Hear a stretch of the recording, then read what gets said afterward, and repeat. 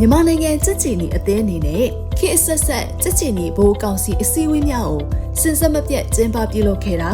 အခုဆိုရင်တော့88ကြိမ်တိုင်ခဲ့ပါပြီ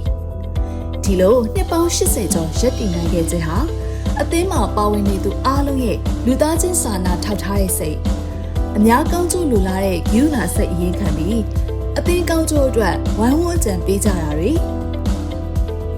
ပြည်ပဆိုင်ရာညီလာခံကချမှတ်လိုက်တဲ့ဆုံးဖြတ်ချက်တွေမူဝါဒတွေစီမင်းစည်းကမ်းတွေကိုအကောင့်ထဲပေါ်လိုက်နာဆောင်ရွက်ခဲ့တာတွေကြောင့်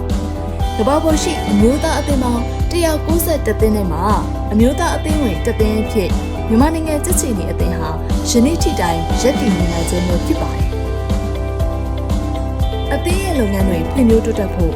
လူသားချင်းစာနာထောက်ထားမှုလုပ်ငန်းတွေကိုကျေပြန့်စွာဆောင်ရွက်နိုင်ဖို့ဆုံးဖြတ်ချက်တွေပေးရမှာကြက်ချီနီဘိုးကောင်စီအစည်းအဝေးဟာအဓိကကျတဲ့အခန်းကဏ္ဍမှာပါဝင်နေပြီးတော့ဆုံးဖြတ်ချက်တိုင်းဟာပြည်သူလူထုအတွက်လူသားချင်းစာနာထောက်ထားမှုအကူအညီတွေပေးနိုင်ဖို့ရည်ရွယ်တာပဲဖြစ်ပါတယ်။ဒီအတွက်ကြောင့်မို့လဲအသင်းရဲ့လှုပ်ဆောင်ချက်တိုင်းဟာပြည်သူလူထုအတွက်ရှေ့ရှုပြီးလိုအပ်ချက်တိုင်းကိုဖြည့်ဆည်းမပေးနိုင်ရင်တော့မှအခြေခံအကျဆုံးလိုအပ်ချက်ကိုထောက်ပံ့ပေးနိုင်ဖို့အစဉ်စူးစမ်းဆောင်ရွက်နေခြင်းပဲဖြစ်ပါတယ်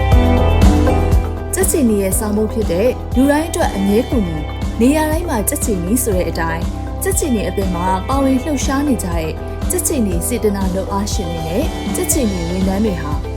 မိမိတို့ကြာရအခန်းကဏ္ဍမှာမငြင်းမညူပဲအများကောင်းကျိုးအတွက်ကြက်ချီနီစိတ်ဓာတ်အပြည့်နဲ့လှုပ်ဆောင်ပေးနေကြတဲ့သူတွေပါတဘာဝဘေးရန်နေဆိုတာဘယ်ချိန်ဘယ်ဒေသမှာဖြစ်မလဲဆိုတာကြိုတင်မသိနိုင်ပါဘူး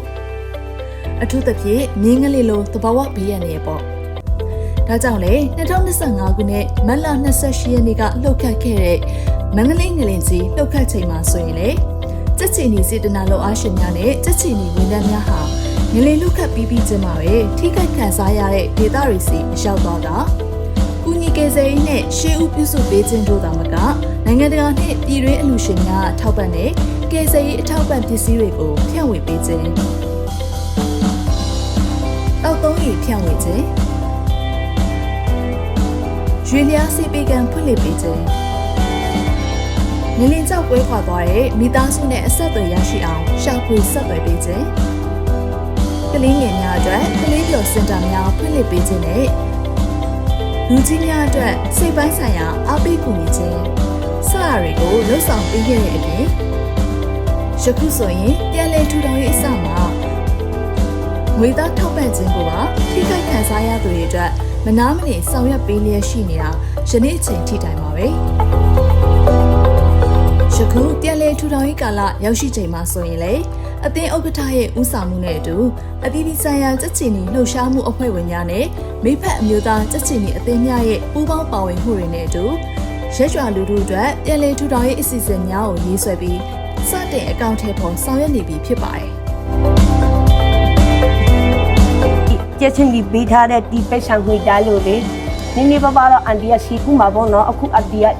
ကျမရေးမကောင်းပေါ့နော်ကျန်တဲ့ဟာတွေတော့အရင်မီလောက်မှာ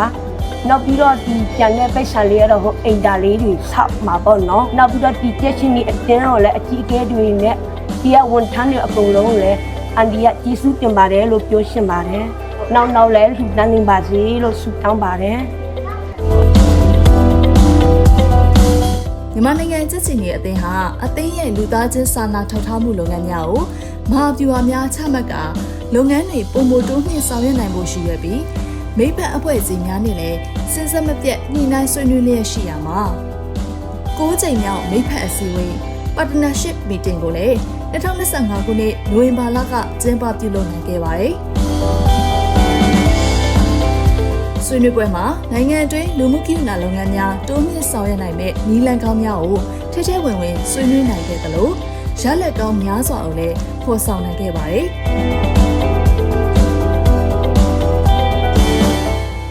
မင်္ဂလာပါ So from part of the Finnish Red Cross, I really want to thank MRCS for arranging this event and bringing all the partners together. So my sincere thanks for all the discussions and looking forward to work together even further. Thank you. မြန်မာနိုင်ငံကြက်ချီနီအသင်းဟာဖော်ပြပါလူသားချင်းစာနာထောက်ထားမှုလုပ်ငန်းတွေကိုနိုင်ငံတွင်းအရှိန်အဟုန်နဲ့ဆောင်ရွက်နေခြင်းဟာ အသင်းရဲ့ဥပဒေအရနိုင်ငံတော်၏လူမှုကိယူနာအခမ်းကဏ္ဍမှာအရန်အင်အားဖြင့်ဆောင်ရွက်ပေးနေရဆိုတဲ့အချက်ကိုသက်သေပြနေခြင်းဖြစ်ပါကြောင်းယနေ့ပြုလုပ်တဲ့88ကြိမ်မြောက်ဘိုးကောင်စီအစည်းအဝေးတွင်မှတ်တမ်းပြုတင်ဆက်လိုက်ရပါတယ်။